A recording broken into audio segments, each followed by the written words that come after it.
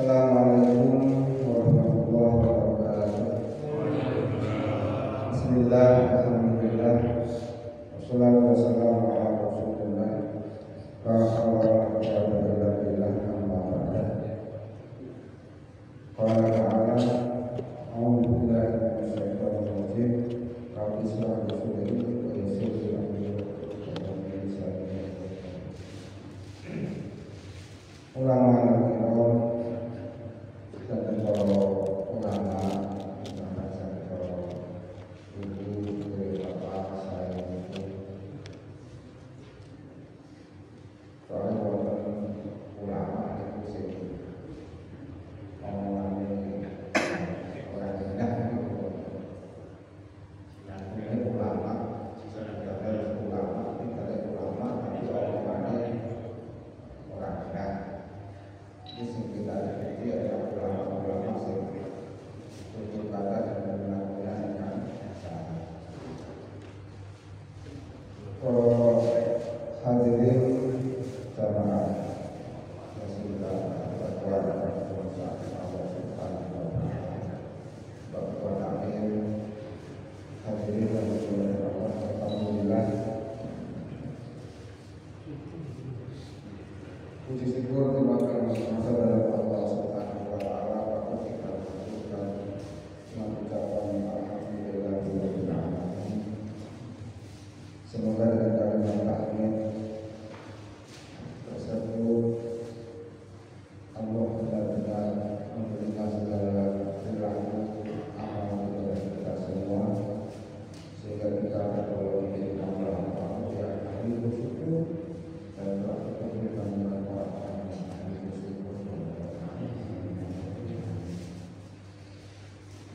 Salawat salam yang mengucapkan Allahumma sholli ala sayyidina Muhammad wa ala ali sayyidina Muhammad. Kita sambungkan doa itu kepada baginda Rasul yang telah mengentaskan kita dari zaman jahiliyah hingga sampai berkali-kali dengan zaman Islamiyah, zaman terang yang benderang dengan Islam. Semoga perjalanan hidup kita yang selalu berpatokan pada perilaku tujuan kita dan Muhammad juga mendapatkan kelancaran dan syafaat di dunia.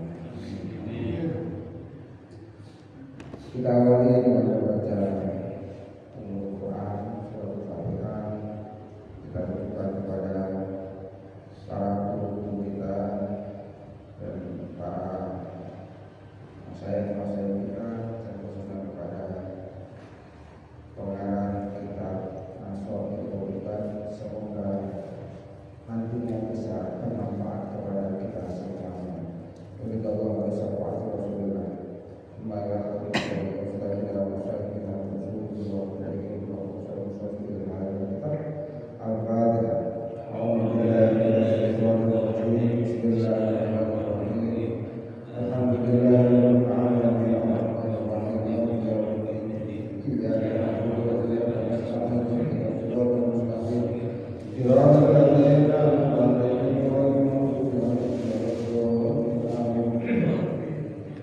Bismillahirrahmanirrahim. Dawuhipun Kanjeng Nabi oleh Nabi sallallahu alaihi wasallam, alaikum bimujalasatil ulama ayyul amilina wa istima'il kalamil hukama ayyul alimina bidabillahi ta'ala musibina fi aqwalihim wa af'alihim. Alaikum nabi sira kabeh bimujalasatil ulama dengan ruang hubungi pokok ulama. Kita dianjurkan oleh Rasulullah itu selalu ada pada majelis-majelisnya ulama. Jangan merasakan di majelisnya ulama itu sesuatu yang merugikan waktu kita.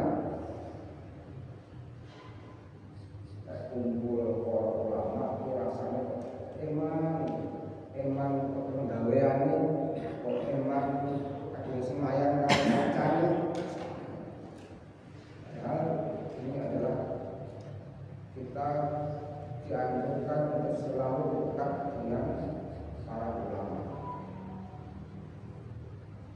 Ulama itu siapa? Al-amilina. Ulama itu adalah orang yang ahli ilmu dan yang mengamalkan ilmunya. Orang ngomong tok. Orang ini jargon, bisa ngajari gak sama akon. Ulama itu sing perilakunya dengan ucapannya itu seiring sejalan. Cara membelajar itu bukan kata. Ulama yang kata-katanya menyejukkan. Ulama itu menyejukkan kata-katanya. Perilakunya juga menyenangkan. Bukan ulama yang gampang membuat gaduh. Akhir-akhir ini saya dengar dari Majelis Ulama Indonesia, Majelis Ulama Indonesia tingkat Jawa Timur mengharamkan sembelih. Gampang mengharamkan itu apa sih? Kok gampang mengharamkan itu? Saya itu sangat anti dengan namanya Majelis Ulama. Karena Majelis Ulama di Indonesia itu gampang membuat gaduh dengan orang-orang Islam itu sendiri. Sembelih haram, semen halal, kulkas halal. Dari mana halal? Halal itu kan yang dimakan. Kok semen itu pakai halal? Artinya nggak ngerti apa? Bisa dengan pergaulan dengan semen bersih itu labelnya halal. Untuk jalan Jawa tidak itu untuk kulkas halal.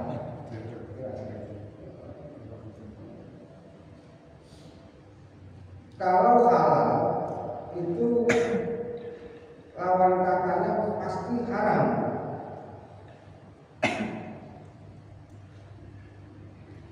Kalau kita mengatakan timur, tidak usah ditunjuk yang sana itu barat, itu pasti.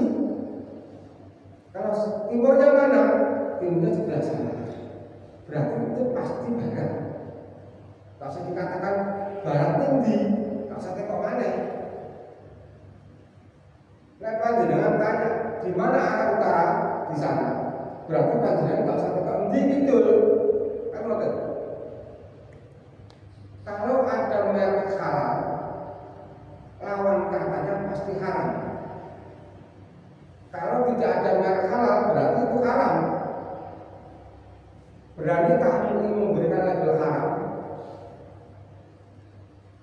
Yang berani kan hanya halal saja, tidak berani memberikan label halal. Mestinya dari ini ada label halal dan juga memberi label haram. Kalau tidak ada label haramnya, berarti lawan kata halal itu pasti haram. Seluruh umat, baik itu Nasrani, Yahudi, Hindu, Buddha, tidak pernah agamanya mengajarkan makanlah barang-barang yang haram, tidak pernah. Kalau ini terbit barang yang haram, pasti rancu, gelut. Jadi ini namanya mendikotomikan kita sendiri, mendikotomikan umat manusia. Dan ini tidak baik. Ulama itu tidak membuat resah. Kalau ulama mengatakan haram, solusinya ada. Melarang ini solusinya ada. Ini namanya ulama. Jadi kata-katanya menentukan. Bukan kata-kata yang selalu kita malah berpolemik, akhirnya rancu di masyarakat, sehingga masyarakat yang awam ini akhirnya timbul segala hal kacau balau. Seperti sekarang Nanti kemarin tanggal 15 dan 16 itu ada fenomena alam bahwa matahari itu tepat berada di atas Ka'bah. Jam 12 tepat di kota Mekah, matahari tepat berada di atas Ka'bah. Di Indonesia jam 4 sore ada instruksi dari MUI suruh membuat sebuah patok gitu. Nanti bayangannya ini ke arah mana? Pasti lawan katanya itu tepat pada Mekah. Kan enggak? Nah, tepat kepada Ka'bah. Kalau bayangannya ke timur, berarti Ka'bahnya di sini. Karena di sana di Mekah itu tepat jam 12 itu matahari tepat berada di atas bangunan Ka'bah. Jadi di Indonesia diumumkan bahwa nanti jam 4 sore bisa membuat kalibrasi sendiri dengan faktoran membuat suatu benda tancapkan di tanah, nanti bayangan itu kebalikannya adalah ke arah kiblat. Paham ya?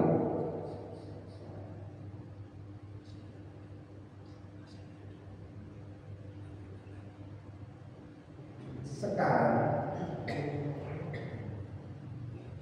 Ka'bah itu, nah ini yang baru lagi saya pahami. Luas besarnya Ka'bah seberapa banyak? Panjangnya itu cuma 12 meter, lebarnya 11 meter. Itu Ka'bah. Masjid itu berapa? Lebarnya masjid berapa meter? Ada 20 dan kurang lebih 20 meter. Padahal Ka'bah itu cuma lebarnya 11 meter. Yang 5 meter sama 5 meter 11 meter itu menghadap Ka'bah. Yang sana menghadap mana? Kita pakai logika. Nah, sebelah sana menghadap ke mana? Ke Eropa atau ke Uganda? Terus ada masjid yang sudah tepat akhirnya dimiringkan, karpetnya miring, sehingga suatu miringan karena dikalibrasi ke arah kiblat.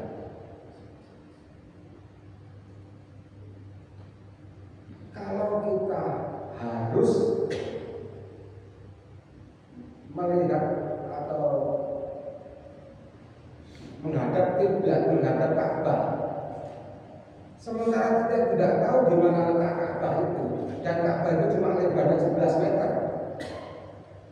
Masjid di Indonesia rata-rata lebih dari 15 meter.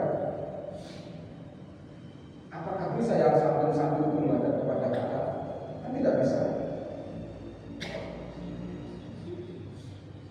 Jadi kalibrasi itu malah membuat gaduh umat Islam, membuat gaduh yang sudah ada masjid musholanya. Itu dikalibrasi, akhirnya miring kabeh.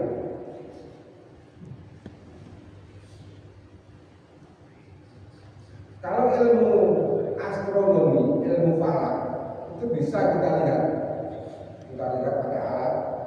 Besok itu hilal tanggal 1 sekian derajat munculnya, berarti besok adalah 1 Syawal. Atau kita lihat lagi belum ada 3 derajat, berarti tidak boleh 1 Syawal, harus kita genapkan menjadi 30 hari. Nah, kan seperti itu. Ini ilmu astronomi, bisa melihat bulan, bintang dan planet yang lain itu ada ilmunya.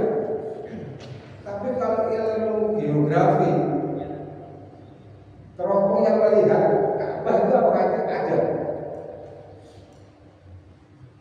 Sing iso ngerti iki nambah bolong. Nah, bolong muridé sekarang kan. Sing iso delok Ka'bah itu nambah bolong.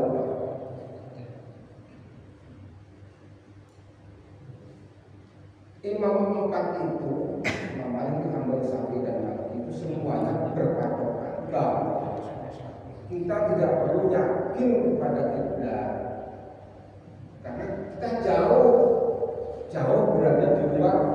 benua. Imam Malik mengatakan bahwa kalau kamu di baratnya Ka'bah, kamu menghadap ke timur. Kalau kamu di timurnya Ka'bah menghadap ke barat, kan itu aja. Cukup seperti itu. Yang tidak boleh itu kalau kita sudah berada di timurnya Ka'bah, madhep ke sholat ngetan. Nah, itu loh, nantang perkara lah ini. Wis ngerti Ka'bah ya, kuwi madhep ngetan. Dunia kan jelas, kan lama-lama kan juga ada dengan Ka'bah. Ini ngawur ya ini. Ini yang tidak boleh. Jadi kadang-kadang kita juga harus realistis, jangan sampai hal-hal yang sepele-sepele itu sidik-sidik diharamkan, sidik-sidik ini tidak sah, apa-apa kita menghadap ke barat itu sudah sah-sah saja. Kita tidak tahu di mana letaknya Ka'bah itu. Jadi ada ulur iki yo sah, rada encong titik yo sah. Sing ngrasake untuk kita. Enten sing salat kita. Enten. Suwe-suwe ketemu kan kita bulan hidup. Enak ulama. Kita kalau bergaul dengan ulama, supaya akhirnya itu akan ada pencerahan kepada diri kita sendiri. Kita kalau ulama, sinten mawon ulama sing apik-apik, sing panjenengan tinggali kata-katanya tidak menyakiti banyak orang, kata-katanya menyejukkan, memberikan solusi yang baik, itu lama-lama panjenengan bergaul dengan ulama-ulama seperti itu akan memberikan pencerahan di hati kita semuanya. Berpikirnya jernih, bukan asal-asalan. Sedikit haram, masa soal orang haram. Sing haram kan juga ini.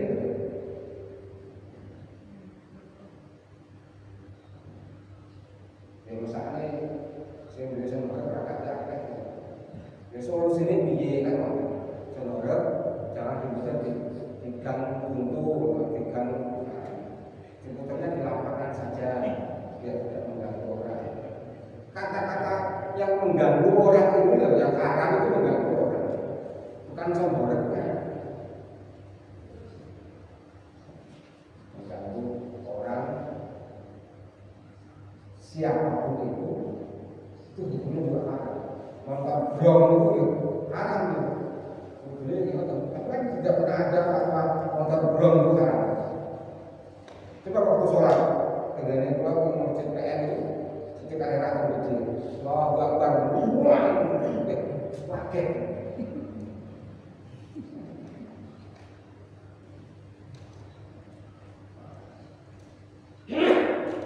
Mungkin itu ya orang yang berkepentingan saja. Ketua-ketua organisasi kemasyarakatan itu sekarang sudah banyak yang disusupi oleh kepentingan politik. Orang-orang kholisan itu jangan. Sing murni lillahi ta'ala itu paranting itu. Paranting ora apa-apa paling setahun bisa duwe sarung gitu Pak.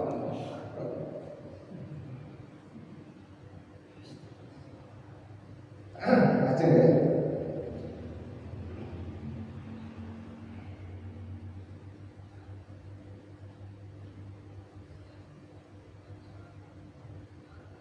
Wa istima'il kalamil hukamai, lalu urungokno dengarkanlah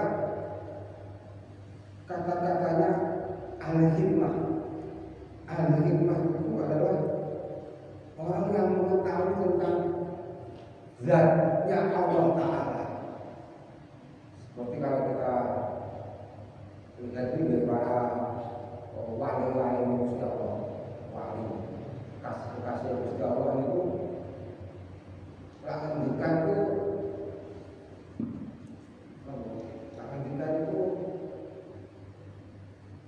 tentang hukum-hukum yang beliau ngerti tentang zatnya Allah.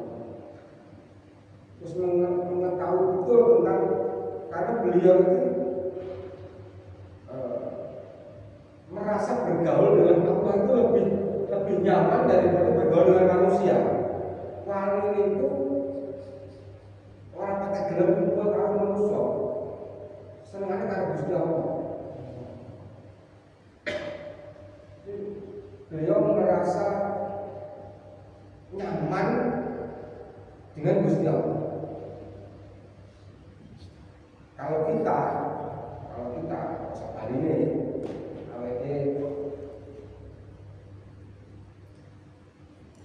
kalau sholat dan berhubungi itu tidak asal-asal. Ketika kita di masjid jam berhubungi sampai jam berhubungi, ketika itu lah menunggu dengan ketika kita kan bisa bercengkrama dengan Gusti Allah. Waktu dari Allah dan Allah maka kemudian dari sore itu kalau kita itu merasa mendengar HP dan sebagainya itu masih ada hal-hal yang mengganggu kenyamanan kita kepada Allah Subhanahu wa Ta'ala. Tapi wali itu bergaul dengan Gusti Allah itu kemarin. Saya pernah cerita kepada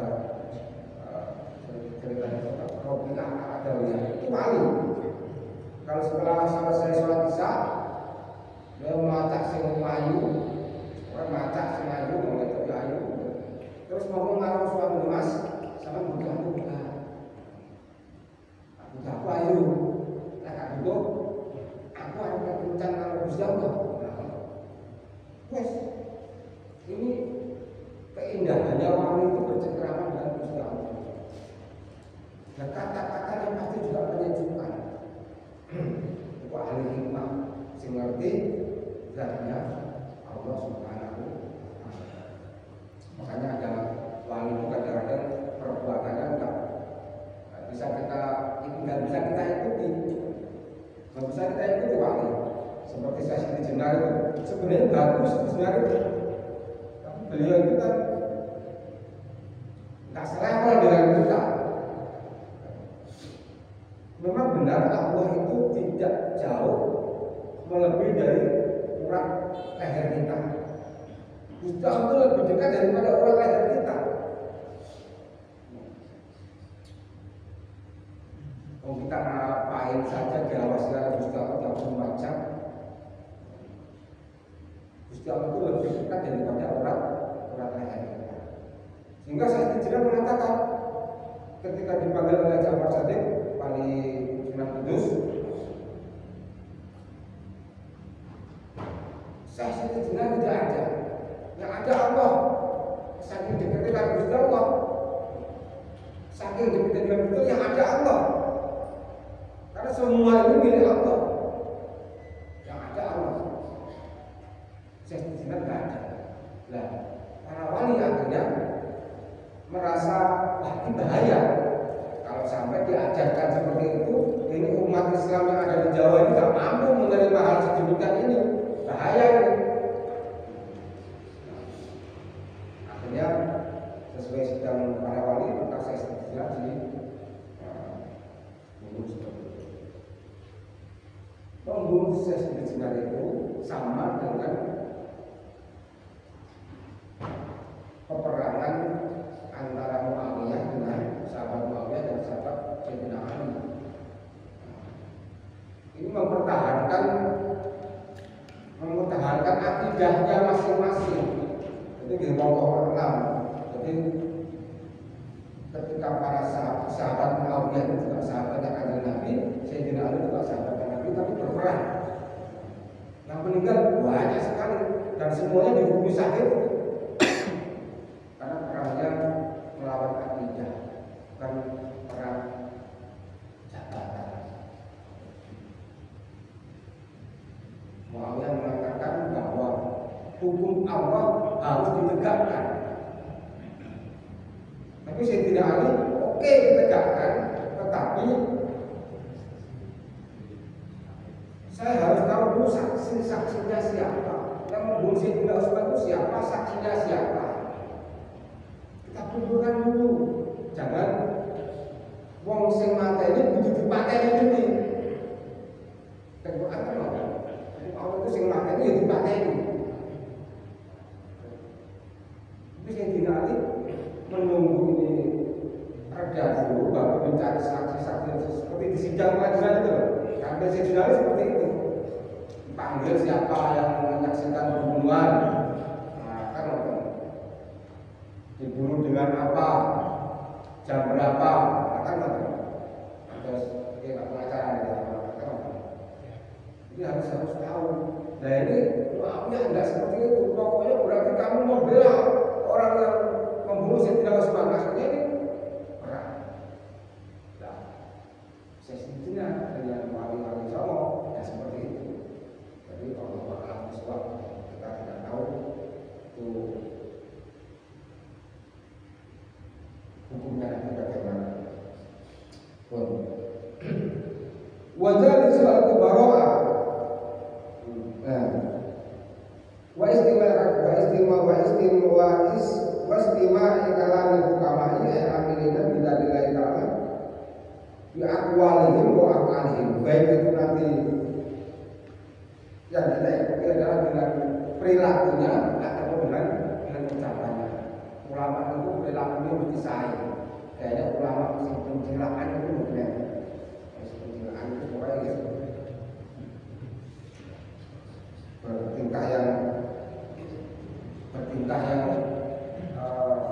melanggar batas syariat agama itu.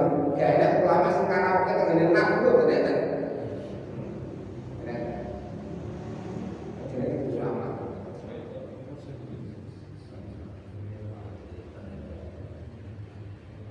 Umpamanya melakoni kesalahan itu disimpan, melakoni diri disimpan diri. Nah, ulama itu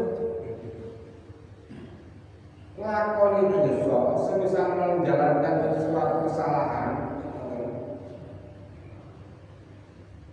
diikuti dengan kata-kata, dengan istighfar, menyesal. Ulama itu kalau melakukan suatu kesalahan pasti akan melakukan istighfar dan melakukan penyesalan yang luar biasa dan tidak akan melakukan lagi. Bedanya kalau kita ini punya kesalahan, besok dilakukan kesalahan ini kalau bolak balik apa lombok ya.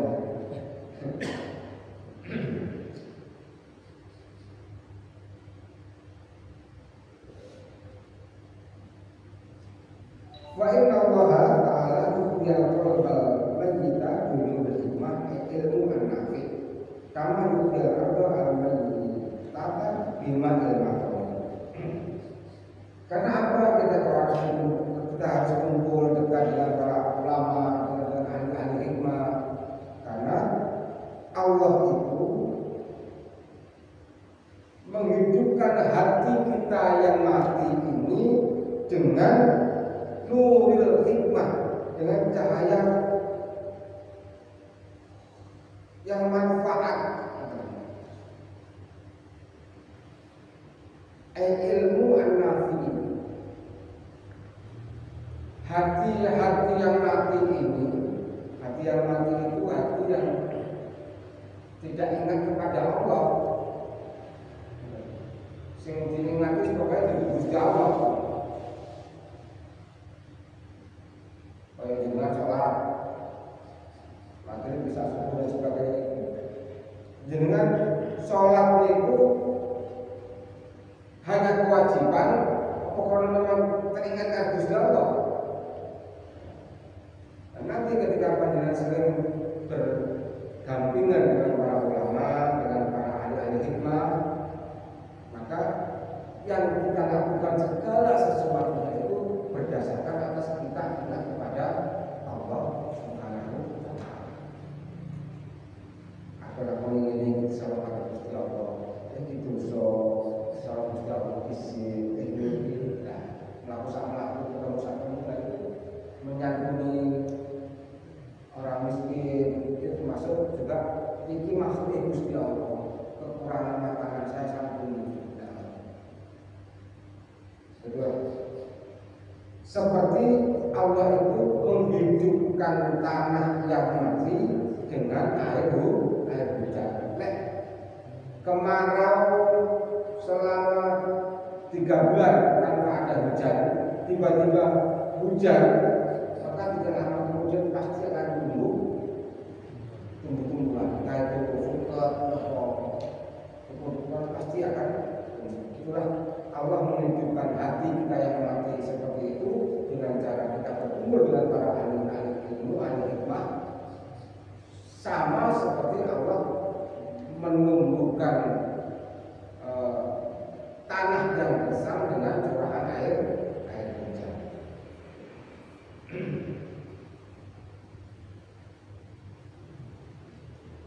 Mengatakan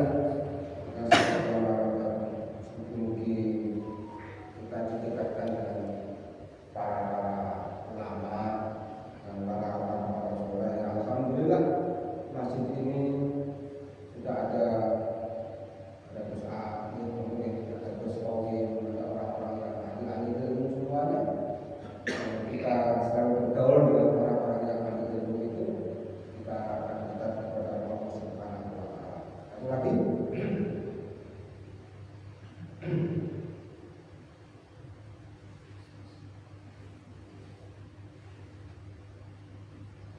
wajah disuat kubaroah, wajah disuat kubaroah. Setelah kita berkumpul dengan para ulama, kita berkumpul dengan orang-orang yang ahli hikmah, maka kita bergaul dengan para pembesar. Jangan merasa diri kita kecil, sangat sing akrab karo wali kota. Jangan ada jarak, seakan-akan kita itu orang yang rendahan. Jangan menganggap diri kita itu orang rendahan. Dekat dengan anggota-anggota dewan, itu juga wakil panjenengan anggota dewan itu. Jangan kita terlalu hormat kepada beliau. Itu orang-orang itu adalah wakil-wakil kita ya. Kita dekat dengan mereka dengan para pejabat, dengan PRT dekat, dengan PRW dekat, dengan para dekat.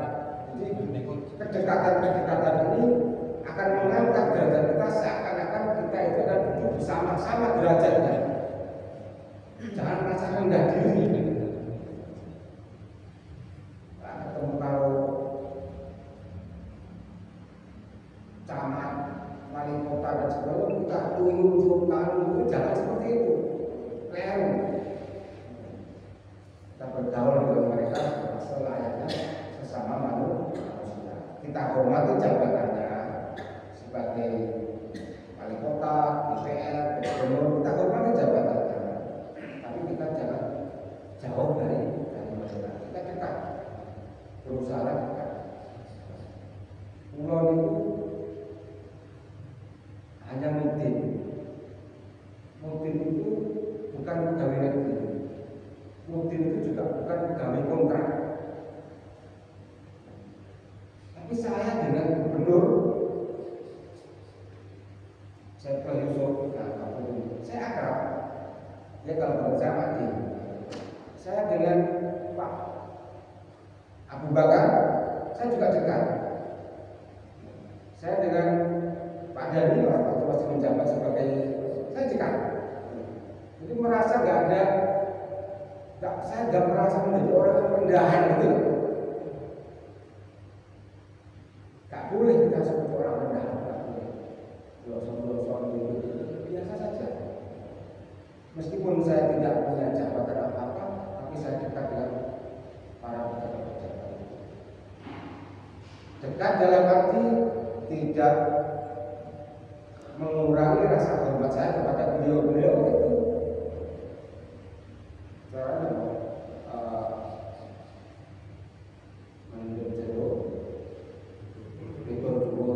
menghormati selain beliau. Jadi saya harap panjenengan yang satu berkumpul dengan ulama juga tidak jauh dengan para ulama atau tidak jauh dengan para aktif negara, pemerintahan. Ya kenapa? Ya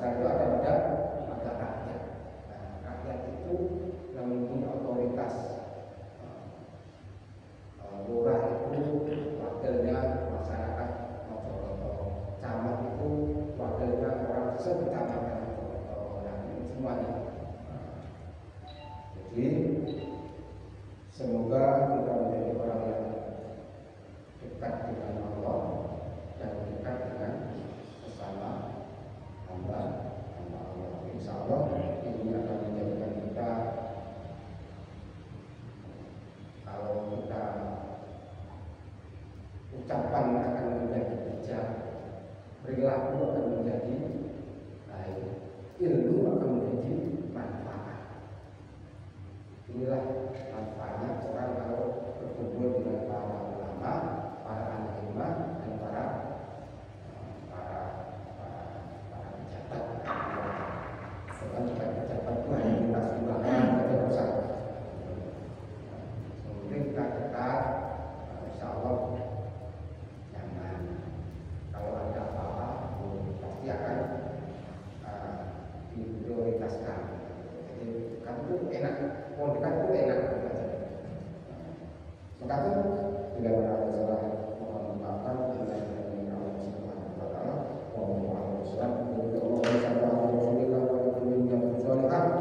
Wa